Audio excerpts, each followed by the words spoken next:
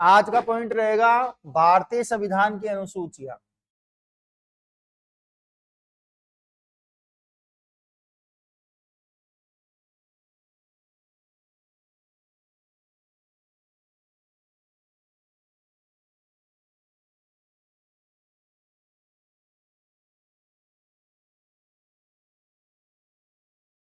करें स्टार्ट।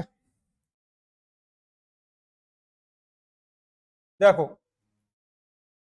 दो चीजें सबसे पहले ध्यान रखना कि जो मूल संविधान था उसमें अनुसूचियों की संख्या थी 8। मूल संविधान में कितनी है? 8 अनुसूची है।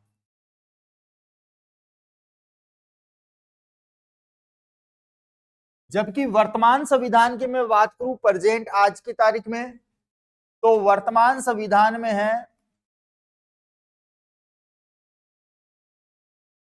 12। कितनी? 12 अनुसूचियां।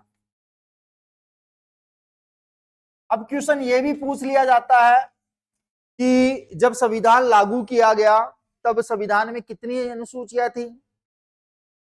8, क्योंकि मूल संविधान वही है। और वर्तमान में समय समय पर इसके अंतर्गत संशोधन करके 4 और जो जोड़ दी गई, 12 हो गई।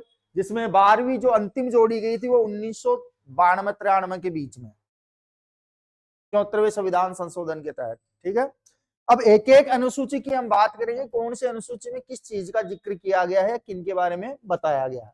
तो सबसे पहले लेते हैं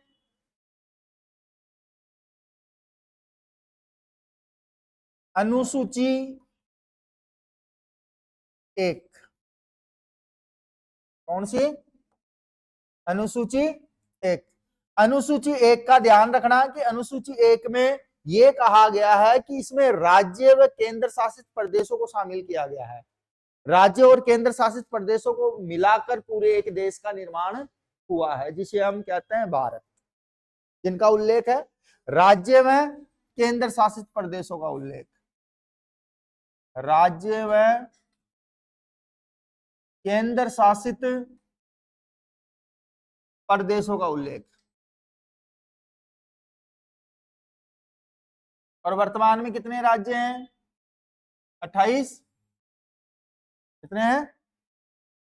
28 तो राज्य हैं और केंद्र शासित प्रदेश 8।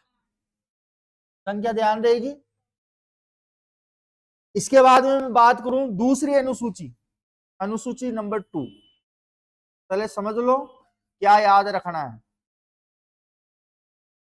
अनुसूची 2 की मैं बात करूं कि अनुसूची 2 में क्या कहा गया है, तो ध्यान रखना अनुसूची 2 में कहा गया है कि जितने भी संवैधानिक पद हैं, संविधान के अंतर्गत जितने भी पद दिए गए हैं संविधान के तहत, उन पदों के बारे में लिखा गया है और उन पदों के वेतन और भत्ते बताया गया है। संवैधानिक पदों पर आने वाले व्यक्तियों के क्या बताए गए हैं? वेतन और भत्ते।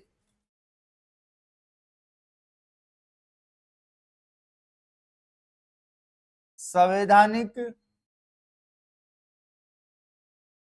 पदों के वेतन और भत्तों का उल्लेख है।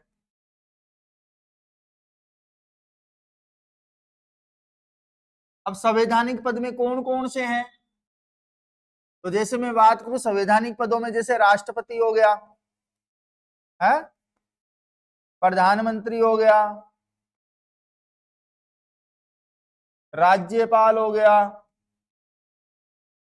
और महालेखा परीक्षक हो गया, महालेखा परीक्षक आदि। जितने भी पद संवैधानिक दृष्टि से दिए गए हैं उन सभी पदों के वेतन कितना मिलेगा और उनके भत्ते डीए वगैरह कितने मिलेंगे, वो सारी चीजें अपने को इसमें मिलेंगी। नंबर 3, अनुसूची 3।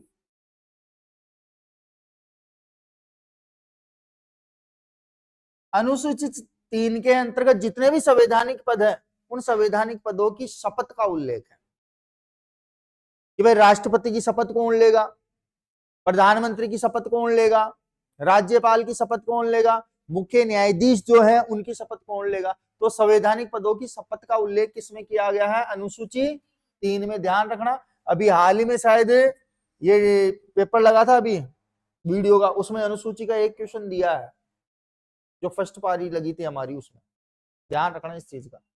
तो क्वेश्चन कहीं से भी आ सकता है, केवल आपको चीजों को याद रखना है कि कौन सी चीज किस में कही गई है। तो संवैधानिक पदों की शपथ का उल्लेख, संवैधानिक पदों की शपथ का उल्लेख किया गया है इसमें। ज्यादा नहीं, एक एक जो मेन पॉइंट है वही याद रखना है। जैसे आपको पूछ ले राष्ट्रपति की शपथ का उल्लेख हमें किस अनुसूची में दिया गया है, तो दिमाग में क्लिक करना चाहिए कि संवैधानिक पद होता है राष्ट्रपति, और राष्ट्रपति पद के लिए अनुसूची 3 में शपथ का उल्लेख किया गया है। रहेगी बात याद। ऐसे ही न्यायाधीशों के बारे में पूछ ले कि न्यायाधीश की शपथ का उल्लेख किस अनुसूची में, देखो बच्चों को उलझाने के लिए क्वेश्चन को घुमा दिया जाता है। कॉन्सेप्ट क्लियर होगा ना, आंसर अपने आप आएंगे। बच्चा क्या करता है, इसको रट लेगा, संवैधानिक पदों की शपथ का उल्लेख। अब इसको ये नहीं पता कि प्रधानमंत्री का पद, राष्ट्रपति का पद, राज्यपाल का, महालेखा परीक्षक का, न्यायाधीशों का पद जो होता है संवैधानिक रूप से, उन सभी पदों की बात किसमें हो रही है, अनुसूची 3 में, जिसमें उनकी शपथ का उल्लेख किया गया। अनुच्छेद पूछेगा तो अनुच्छेद हम अलग से पढ़ेंगे सभी के, ठीक है। इसी के बाद में लेते हैं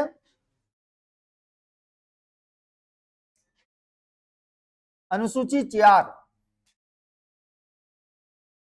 अनुसूची 4 में, अनुसूची 4 के अंतर्गत राज्य का प्रतिनिधित्व करते हैं राज्यसभा के लोग। तो राज्यसभा में राज्यों व केंद्र शासित प्रदेशों के प्रतिनिधित्व का उल्लेख है। इस चीज का उल्लेख किया है, राज्यों व केंद्र शासित प्रदेशों का राज्यसभा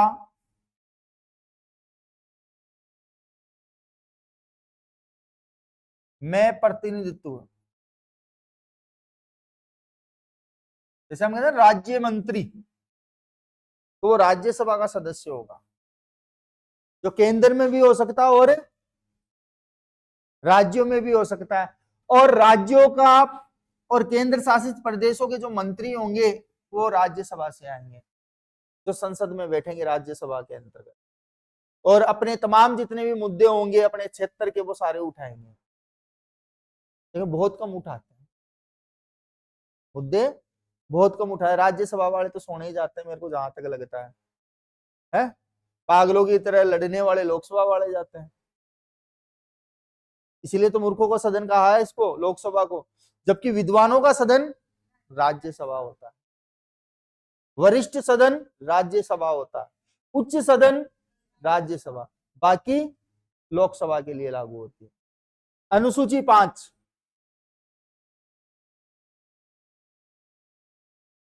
अनुसूची 5 SC ST के लिए स्पेशल, ST SC के लिए विशेष प्रशासनिक व्यवस्था का प्रावधान है। विशेष प्रशासन व्यवस्था का उल्लेख,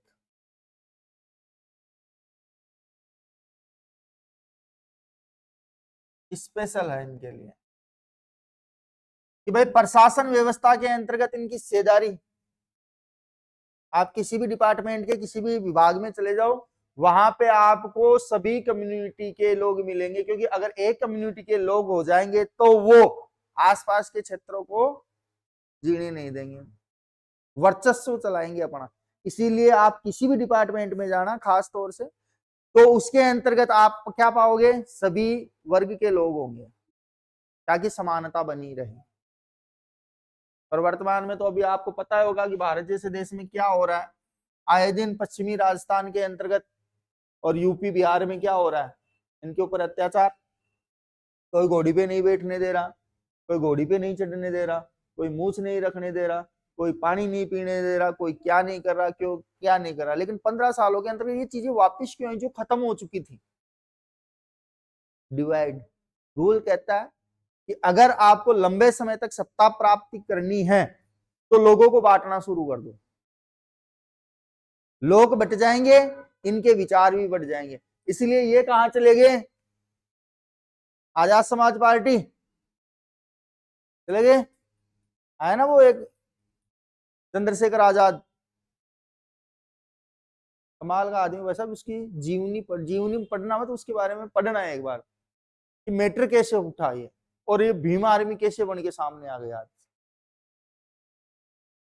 कुछ तो किया होगा, भोकाल है। क्योंकि लोगों को जागरूक करने के लिए किसी व्यक्ति का समय समय पर आना जरूर हुआ है। जैसे हम सतयुग कलयुग की बात करते हैं ना, प्राचीन पौराणिक कथाओं की, तो उसमें भी जब कोई चीज बहुत ज्यादा बढ़ने लग जाती है ना, तो उसको मिटाने के लिए कोई ना कोई आता है। अभी आप देखो सबसे बड़ा मुद्दा क्या है, चाहे वो अपनी सबसे प्राचीन पार्टी कांग्रेस ही क्यों न हो, उन्होंने भी मुद्दा क्या उठा रखा है? संविधान को बचाने का। तो अभी वैल्यू किसकी है? कॉन्स्टिट्यूशन की है। किसकी है? कॉन्स्टिट्यूशन की है। सारी पार्टी इसके पीछे क्यों है? क्योंकि संख्या में सबसे ज्यादा ये लोग हैं और सबसे ज्यादा वोट इन्हीं के पड़ते हैं। आज जयपुर में भी देखोगे ना तो सबसे ज्यादा आपको एसटी मिलेगा। बड़े बड़े जो कॉलोनियां हैं उनमें भी आपको ऐसे हैं, क्योंकि उस समय जब ये गांव में थे तो गांव में इन्होंने अत्याचार देखा, और उस जमाने में ये छोड़ छाड़ के शहरों की तरफ रुक कर गए कि शहरों में क्या नहीं होता, भेदभाव नहीं होता। इसी वजह से आज ये शहरों में है। तो विशेष प्रावधान कहां किया गया है इनका? अनुसूची 5 के अंतर्गत किया गया है। अब इसके और भी कई कारण हैं। आपने देखा होगा, एक नाम सुना होगा, जो राजीव गांधी के समय शायद कंट्रोवर्सी हुई थी, वो कहते हैं ना एससी एक्ट। ये जब संविधान लागू हुआ था तब उस समय नहीं था पूर्ण रूप से लागू। उस समय पूर्ण रूप से लागू नहीं था। लागू करने का रीजन था। रीजन क्या था कि 1984 के आसपास जब इंदिरा गांधी की मृत्यु हो गई थी शायद, तो उस समय एक डाकू महिला थी जिसका नाम था फुलन देवी।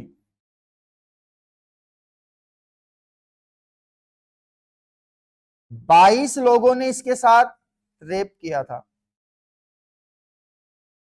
इसी के गांव में, और इन 22 लोगों को फूलन देवी ने गोली से मार दिया था बाद में।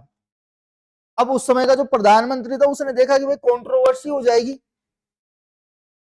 क्या हो जाएगी? उच्च जाति और निम्न जातियों में कंट्रोवर्सी हो जाएगी, इसको खत्म कैसे करें? तो खत्म करने के लिए इन्होंने क्या किया? ये लेके आए। और ये इन लोगों को कब समझ में आया? जब ये पढ़ने लगे। नहीं, ये लाने के बाद भी ध्यान नहीं था इस चीज का। तो ये तो बाद में दूसरी पीढ़ी पढ़ी ना, तब इनको समझ में आया कि हमारे लिए क्या क्या चीजें कॉन्स्टिट्यूशन में है। इसीलिए कॉन्स्टिट्यूशन पे आज सारे लोग दाव लगा रहे हैं। हाँ मालूम है भाई, पढ़ा लिखा होना जरूरी है, चाहे वो किसी भी देश में क्यों न हो। नहीं पता हो तो अमेरिका का पढ़ना, नेफ्रो अमेरिकन, श्वेत और अश्वेत अमेरिकन, वहां पे भी था भेदभाव। लेकिन जब वो पढ़ने लगे अश्वेत, ब्लैक अमेरिकन जिसे हम बोलते हैं, तो बराक ओबामा जैसा व्यक्ति वहां का राष्ट्रपति भी बना ना। अब वहां पे समानता, कोई भेदभाव नहीं है। क्यों? क्योंकि ये लोग अमेरिकन, जो श्वेत अमेरिकन थे, वो इन ब्लैक अमेरिकन को क्या मानते थे? अफ्रीकन। क्योंकि यहाँ वास्तव में अफ्रीकन ही थे, अफ्रीका से गुलाम बनाकर लाए गए थे यहाँ पे। लेकिन वो समय था, वो निकल गया। अब तो सब अपने अपने देश की अपनी अपनी सीमाएं लेके बैठा है। तो जो उस क्षेत्र में रह रहा है वो वहीं का निवासी है, तो बाहर कैसे जाएगा वो? अनुसूची, आवाज नहीं भाई, अनुसूची 6, अनुसूची 6 क्या कहती है? देखो, यह कहती है कि भाई जो पूर्वोत्तर राज्य हैं, असम, मिजोरम, कौन कौन से? असम, मिजोरम, मेघालय और त्रिपुरा, कौन कौन से? असम, मिजोरम, मेघालय और त्रिपुरा। इन सभी के अंतर्गत जो जनजातियां निवास करती है उनको विशेष प्रावधान दिया गया है एसटी/एससी की तरह ही। यहां पे इन चारों के अंतर्गत जो जनजातियां हैं, जनजातियों को का विशेष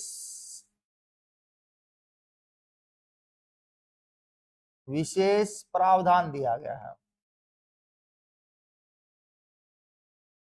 आज हिंदुस्तान में देखोगे 21वीं सदी के अंतर्गत तो ऐसी कई जनजातियां हैं जो आज तक ये मोबाइल नहीं जानते, मोबाइल क्या है, टीवी क्या है, नहीं जानते, एजुकेशन क्या है। इसीलिए तो गवर्नमेंट इनके लिए योजनाएं चलाती है ताकि इनको भी मुख्य धारा से जोड़ा जा सके। इसीलिए तो घर घर क्या खुलवाए, स्कूल, आंगनबाड़ी के तहत बच्चों को पढ़ाया जा रहा है। पोषण की कमी से बच्चे मर रहे हैं तो उनके लिए पोषण व्यवस्था करवाई जा रही है। किसी में किसी ये मान लो पदार्थों की कमी है तो उन पदार्थ को इनको मौजूद करवाया जा रहा है, इनको रोजगार उपलब्ध करवाए जा रहे हैं ताकि ये कैसे भी करके मुख्य धारा से जुड़ सके और सशक्त बन सके और इस देश में अपना योगदान दे सके। है? एक समय ऐसा था कि आदिवासी पिछड़े लोगों को पता ही नहीं था। आज से 20 साल 10 साल पहले भी आप जाओगे तो उनके हक और अधिकार क्या, आज वो भी भाई साहब जानने लगे, खास तौर से झारखंड वाले लोग और बिहार वाले लोग।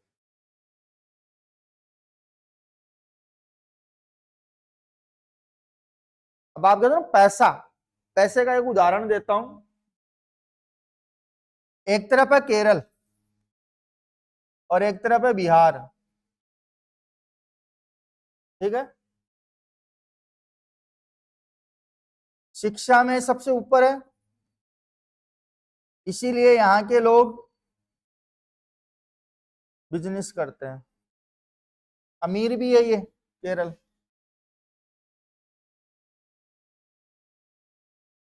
सबसे गरीब बिहार।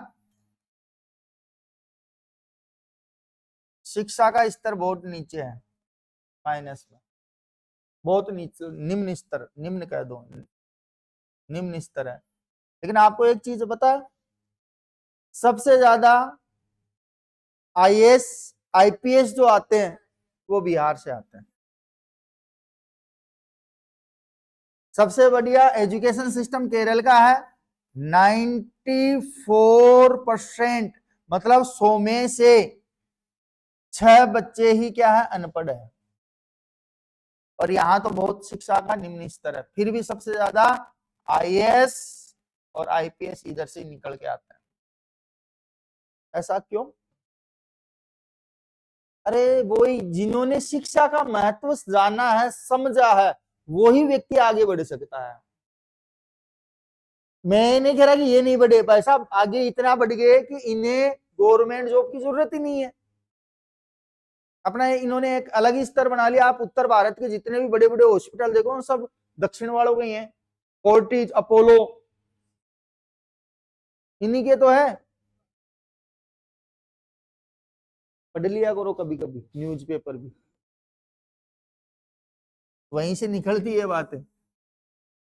तो जनजातियों के विशेष प्रावधान किस अनुसूची में है और एसटी/एससी के लिए विशेष प्रावधान किसमें है?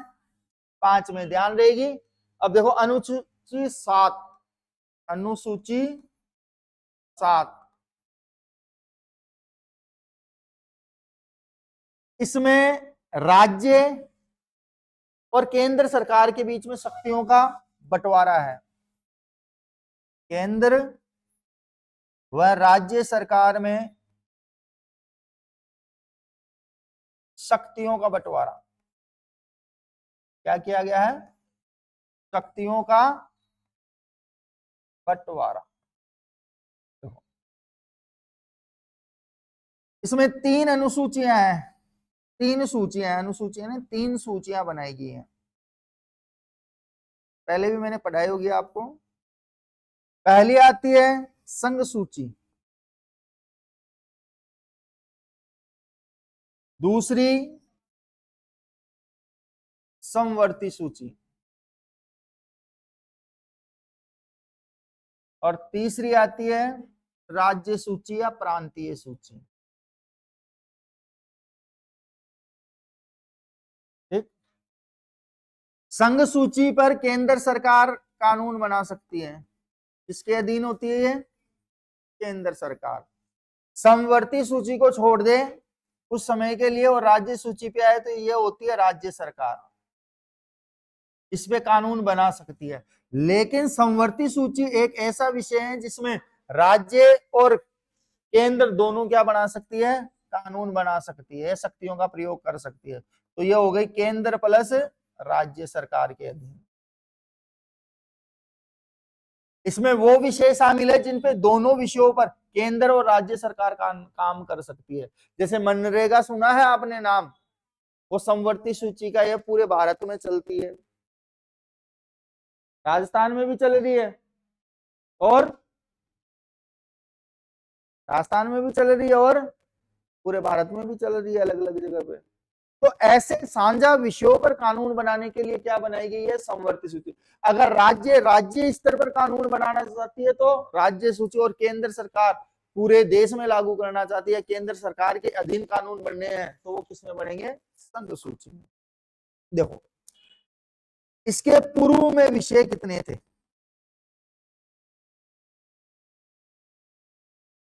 सभी का लिख दूंगा मैं, है ना आगे। और वर्तमान विषय कितने हैं इसके?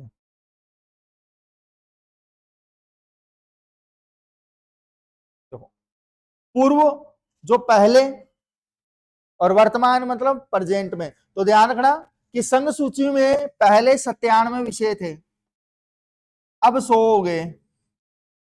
ठीक है। अब बात करें इसकी, तो इसमें ध्यान रखना कि समवर्ती सूची में पहले थे 47, कितने थे? अब इसमें 52 हो गए। और राज्य सूची की अगर मैं बात करूं तो राज्य सूची में पहले 66 थे, अब 61 हो गए। 66 और अब 61।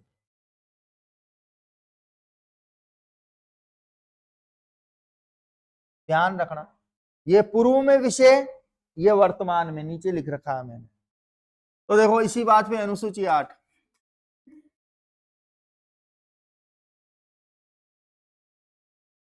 अनुसूची 8, अनुसूची 8 में जो संविधान के द्वारा मान्यता प्राप्त भाषाएं हैं ना, उनका उल्लेख है।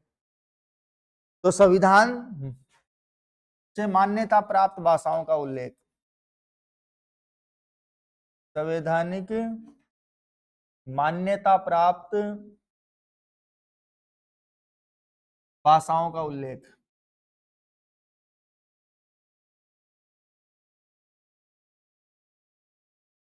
ठीक। अब इसमें ध्यान रखना कि जब संविधान लागू हुआ उस समय कितनी भाषाएं थी? 14। मूल संविधान में कितनी भाषाएं हैं?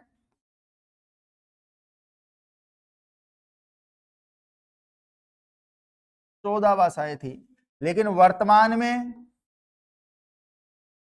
वर्तमान संविधान में जो भाषाएं हैं संवैधानिक रूप से मान्यता प्राप्त, वो उनकी संख्या बढ़ गई है 22।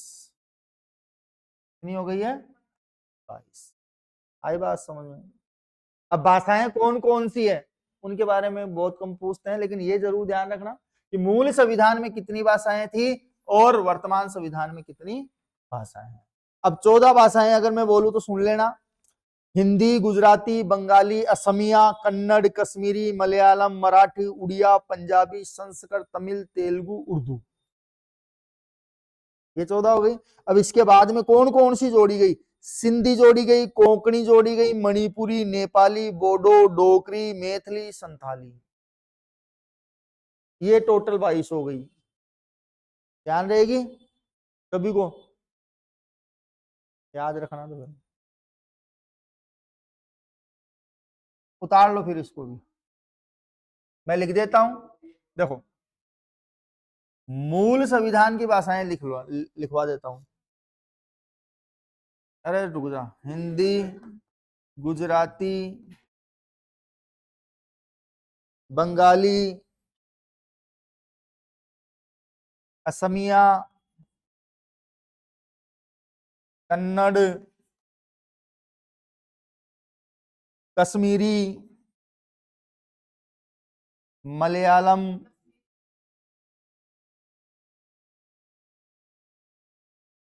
मराठी, असमिया, उड़िया, पंजाबी, कौन सी पंजाबी, कितनी हो गई देखा, गिनो देखा, संस्कृत, तमिल, तेलुगु और उर्दू। अब वर्तमान में कौन कौन सी आई, कौन कौन सी जोड़ी गई, ध्यान रखना, सिंधी,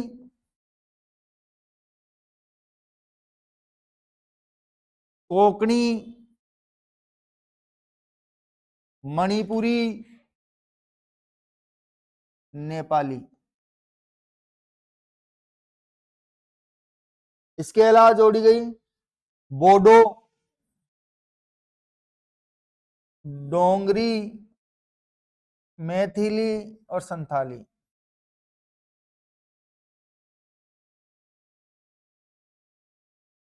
ये हो गई टोटल 22। ध्यान रखना, सिंधी 1967 में जोड़ी गई और कोंकणी नेपाली ये 1992 सॉरी 1992 में, और ये सारी जो 4 जोड़ी गई ये 2003 में जोड़ी गई है। ध्यान रखना, डेट भी बता दिया।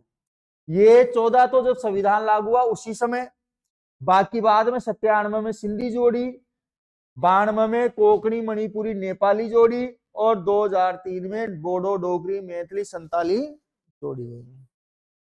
आई बात समझ में? अनुसूची 9। अरे आवाज नहीं,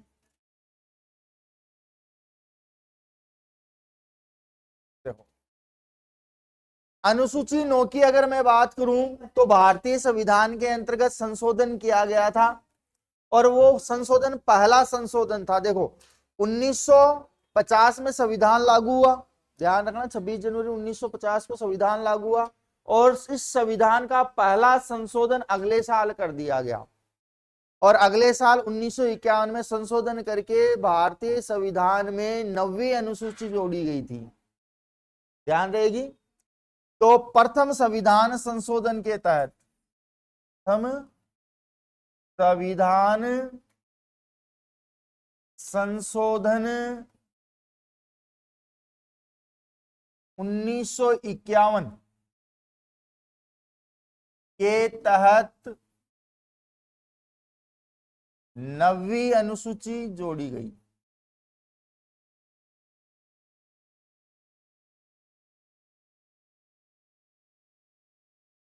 अब बात आती है इस अनुसूची में उल्लेख किसका है, तो भूमि सुधार का, जमींदारी और भूमि सुधार का उल्लेख है इसमें। जमींदारी व भूमि सुधार का प्रावधान। ध्यान रहेगी बात, क्योंकि जमींदारी प्रथा थी, देश आजाद हुआ तब, और भूमि में सुधार किए गए ताकि उत्पादन को बढ़ाया जा सके। जिसका एग्जाम्पल मैंने बताया था कि जब पंडित जवाहरलाल नेहरू प्रधानमंत्री बने थे तो उस समय हमारे पास ओनली 13 दिन का खाना था, और उसकी भरपाई करने के लिए हमने अन्य देशों से मांगा, तो भारतीय लोगों के लिए गुलाबी रंग का एक गेहूं आता है तो सुअरों को खिलाया जाता था, वो भेजा था अमेरिका। और उस समय जब प्रधानमंत्री पंडित जवाहरलाल नेहरू को यह बात पता लगी तो उन्होंने वो चीज वापस भिजवा दी थी, और फिर बाद में 1951 में पहली पंचवर्षीय योजना शुरू हुई जिसके तहत एग्रीकल्चर पे काम किया, और उसी के तहत भूमि सुधार प्रावधान भी जोड़ा, ताकि उत्पादन ज्यादा हो और देश की जनता को दूसरे देशों पर निर्भर नहीं होना पड़े। ये उसी का नतीजा है और उनकी नीतियों का नतीजा है कि आज भारत आत्मनिर्भर है खाने के मामले में, दूसरे देशों को दान भी करता, बेचता भी है, जिसमें सबसे बड़ा हिस्सा आता है अपने उत्तर प्रदेश, राजस्थान, हरियाणा और पंजाब से। ये वो क्षेत्र है जो सबसे ज्यादा अनाज उत्पादन करने वाले राज्य है। इसके बाद में लेते हैं 10वीं अनुसूची। अनुसूची 10। इस अनुसूची की अगर मैं बात करूं तो ध्यान रखना कि 52वां संविधान संशोधन हुआ था 1985 में। 52वां संविधान संशोधन 1985 में। अब यहां पे क्वेश्चन बड़ा शानदार पूछा जाता है कि 52वां संविधान संशोधन जो हुआ था 1985 में, इस समय प्रधानमंत्री कौन था? कर दी ना। इंदिरा गांधी तो भैया 1984 में मर गई थी, तब उसका पुत्र राजीव गांधी प्रधानमंत्री बने। तो कौन था प्रधानमंत्री? राजीव गांधी। अब राजीव गांधी पीएम बने तो इन्होंने दल बदल, कौन सा दल बदल पर रोक लगाने का प्रावधान लेके आए, जिसे कौन सी अनुसूची में जारी किया गया? 10वां। अब ये क्यों लाया गया? देखो, उस समय ये था कि जैसे कोई नेता वोट जीत जाता है, चुनाव जीत जाता है, अब चुनाव जीतने के बाद में लालच में आकर जिस पार्टी का वो है उस पार्टी को छोड़कर अन्य पार्टी में चला जाता है उसकी सरकार बनवाने के लिए। जनता तो बेवकूफ की बेवकूफ ही रह गई ना। आदमी को वोट नहीं करती है जनता, पार्टी देख के वोट करती है। और ये भारतीयों की तो खासियत है, आदमी पढ़ा लिखा भी होगा और पार्टी पसंद नहीं आ रही है तो वो अनपढ़ को भी चुन लेंगे चाहे। और इसी चीज को बंद करने के लिए राजीव गांधी ने दल बदल कानून लेके आए, जिसे 9वीं अनुसूची में जोड़ा गया। तो दल बदल पर रोक लगाने का प्रावधान लाया है इसमें,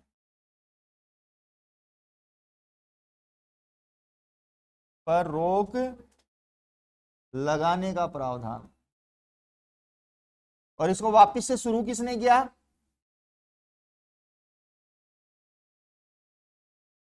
जो पार्टियों को कौन खरीदता है, डराता है ईडी से, सीबीआई से, इनकम टैक्स से, तू मेरी पार्टी में आजा नहीं सारी एजेंसियां तेरे पीछे लग जाएगी। अब उसको खत्म किया। खत्म कर कर आज आप देखोगे कोई व्यक्ति जीत जाता है ना तो वो किसी भी पार्टी में जा सकता है। निर्दलीय एक ऐसा उम्मीदवार होता है जिसको अगर पार्टी आमंत्रित करती है तो वो जा सकता है, क्योंकि वो किसी पार्टी का सदस्य नहीं होता। लेकिन जो पर्टिकुलर पार्टी का व्यक्ति है वो जीत चुका है तो वो नहीं बदल सकता था इसके तहत। इसके बाद में लेते हैं हम अनुसूची 11। क्वेश्चन सबसे ज्यादा आपके 6 से लेकर 12वीं अनुसूची है वहां से पूछे हुए हैं, चाहे रेलवे हो, चाहे स्टेट गवर्नमेंट की हो, चाहे सेंट्रल गवर्नमेंट की हो। और अभी हाल ही में वीडियो का लगा था उसमें भी अनुसूची का एक क्वेश्चन आया था पक्का। तो अनुसूची 11, अनुसूची 11 के अंतर्गत जो ग्राम पंचायतें या पंचायतें थी उनको संवैधानिक दर्जा दिया गया। तो पंचायतें थी, स्थानीय प्रशासन जिसे हम कहते हैं, जिसमें ग्राम पंचायतें वगैरह, पंचायतें और मंडल ब्लॉक ये सारे आते हैं, उन सभी को संवैधानिक दर्जा दिया गया। अनुच्छेद 243 तय से तय तक, अनुच्छेद 243 तय से लेकर तय तक इसका प्रावधान संविधान में जोड़ा गया, पहले इसका उल्लेख नहीं था। तो इसके लिए संशोधन हुआ 73वां संविधान। कौन सा? 73वां संविधान संशोधन। संशोधन ये किया गया 1992 में। कब किया गया? लेकिन ये लागू कब हुआ? तो ये लागू हुआ था 93 में। कई बच्चे कंफ्यूजन होते हैं कि सर किसी बुक में तो 92 में आता है, किसी बुक में 93 में आता है। तो उसका रीजन ये है कि ये प्रस्ताव लाया कब गया था? 92 में। और इस प्रस्ताव को लाने के बाद, इसे सहमति बनने के बाद लागू कब किया गया? 93 में।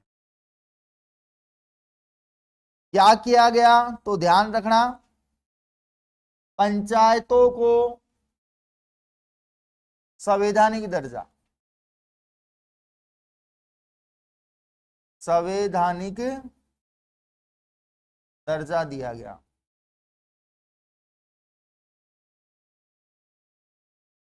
और इसी की देखा देख शहर में भी लेके आए नगर पालिकाओं को देने के लिए। तो नगर पालिकाओं को शामिल करने के लिए सूची बना ली अनुसूची 12। क्या बना ली? अनुसूची 12 में शामिल कर दिया उसे। और इसमें संविधान संशोधन कर दिया 74वां। ध्यान रखना 73 और 74 का संबंध सबसे ज्यादा क्वेश्चन आते ही हैं। 74वां संविधान संशोधन किया गया।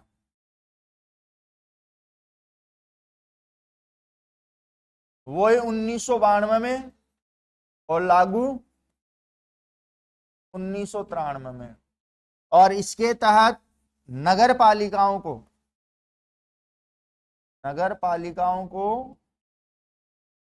संवैधानिक दर्जा दिया गया।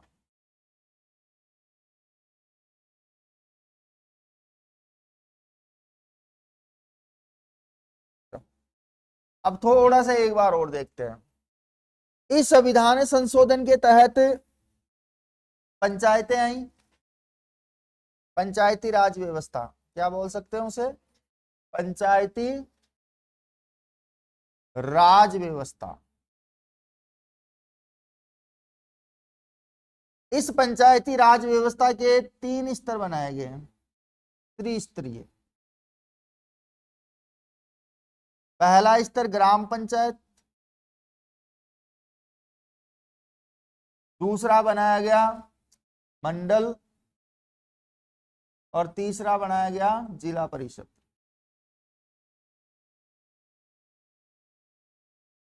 देखो, कई गांवों को मिलाकर एक ग्राम पंचायत बनाई गई। डेफिनेशन याद रखना कि भाई कई गांवों को मिलाकर एक पंचायत बनाई गई और कई पंचायतों को मिलाकर एक मंडल या समिति बनाई गई। मंडल को हम समिति भी बोल सकते हैं, समिति, या इसको ब्लॉक भी बोल सकते हैं। ध्यान रखना। और कई समितियों को मिलाकर जिला परिषद का निर्माण किया गया है। ये 3 स्तर थे इसमें। अब नगर पालिकाओं की मैं बात करूं तो नगर पालिकाओं के अंतर्गत आप देखना इसके भी 3 स्तर मिल जाएंगे आपको। देखो, नगर निगम, नगर पालिका और महानगर पालिका। 3 है, नगर निगम, नगर पालिका और महानगर। अब जहां पे महानगर टाइप कोई होता है तो उसका मुखिया होता है मेयर या महापौर। कौन है अभी? जयपुर की महापौर है, अभी वो चेंज हो गई शायद, चेंज हो गई। सौम्या गुजर थी पहले, चेंज हो गई शायद। उस पर कुछ चल रहा है केस वगैरह, जहां तक मैंने पेपर में पढ़ा था। इधर देखो, ग्राम पंचायतों का जो मुखिया होता है वो क्या कहलाता है? सरपंच। ये सारी व्यवस्था स्थानीय व्यवस्था में है। ये क्यों बनाई गई, उसके पीछे का रीजन क्या है? तो उसका रीजन था, रीजन ये बताया गया कि भाई गवर्नमेंट अगर कोई योजना लेके आती है तो वो आम ग्रामीण लोगों तक या शहरी लोगों तक कैसे पहुंचे। चलो शहर वालों तक तो पहुंच जाती है, लेकिन ग्रामीण स्तर गांव डिहानी तक कैसे पहुंचेगी? तो उसके लिए स्थानीय प्रशासन लाया गया और स्थानीय प्रशासन का मुखिया बनाया सरपंच को। अब 2 अलग अलग कहा, पूरे जयपुर की पता नहीं फिर मेरे को। फिर ये ग्रेटर की तो वो है सौम्या गुजर। तो भाई उसके लिए सरपंच को चुना गया। और सरपंच किसके द्वारा चुना जाएगा? आम जनता के द्वारा। किसके द्वारा? आम जनता के द्वारा। और इसका काम क्या होगा कि जितना पैसा आवंटित किया गया है वो योजनाओं में खर्च करे, विकास में खर्च करे, ताकि जो देश विकास की ओर चल रहा है वो आम लोगों तक भी पहुंच सके। लेकिन ये नहीं हो रहा। उसके ऊपर अपने राजीव गांधी ने एक बात कही थी कि मैं संसद से अगर 1 रुपया भेजता हूं तो जनता तक 10 पैसे ही जाता है, जनता तक 10 पैसे ही जाता है, कि मैं 1 रुपया भेजता हूं तो जनता तक 10 पैसे ही जाता है। लेकिन ये 90 पैसा कहां जाता है? जिस दिन ये जनता समझ जाएगी उस दिन देश अपने आप विकास करने लग जाएगा, क्योंकि 90 पैसा भ्रष्टाचार में जाता है। समझे बात?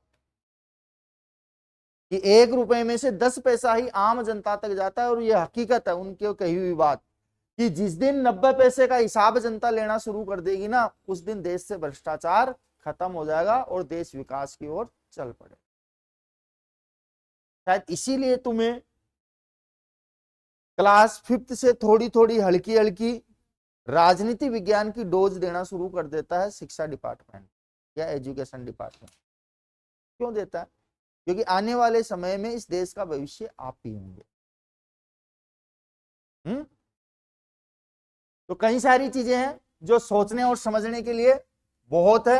बाकी ये हो गई आपकी 12 अनुसूचियां कंप्लीट। कल 8 पढ़ा दी थी मैंने। क्वेश्चन आते हैं, क्वेश्चन के तरीके भी सेम कल मैंने बताए थे, कि जैसे पूछ लिया कि भूमि सुधार का प्रावधान किस अनुसूची में है, या जमींदारी प्रथा का उन्मूलन का किस में है, तो वो अपने को 9वीं में मिलेगा। भाषाओं का किस में है, तो 8 में है। वेतन भत्तों का किस में है, तो 2 में है। तो ऐसे अपने को उल्लेख क्वेश्चन में पूछ सकता है। उतार लो।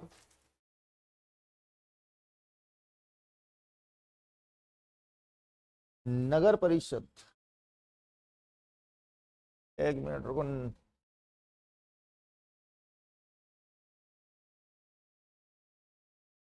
नगर परिषद करना है यहाँ पे, वहां जिला परिषद है।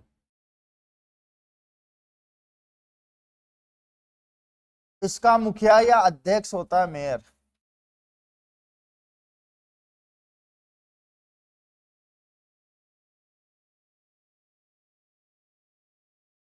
अब उतारो।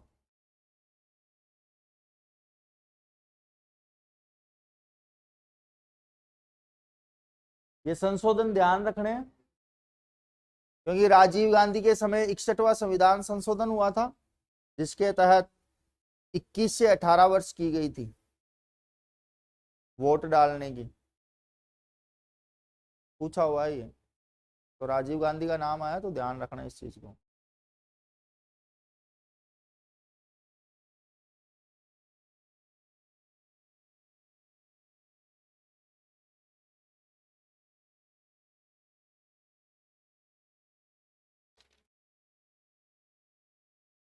अब आगे बढ़ेंगे भाई, मौलिक अधिकार जो कि आपके प्रत्येक व्यक्ति के हैं।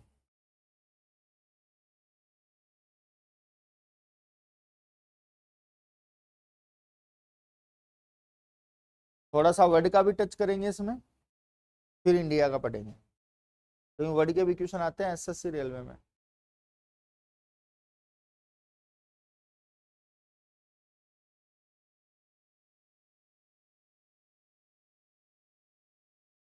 उतार लो भाई।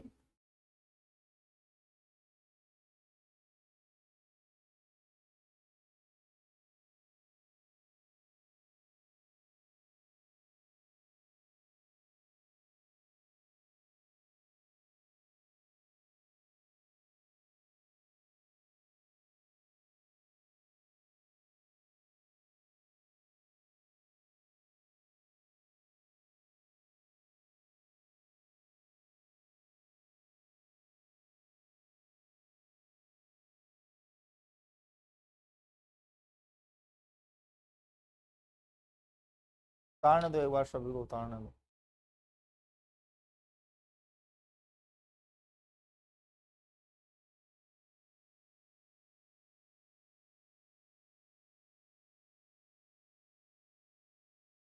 आज पंकज सर नहीं आए थे क्या?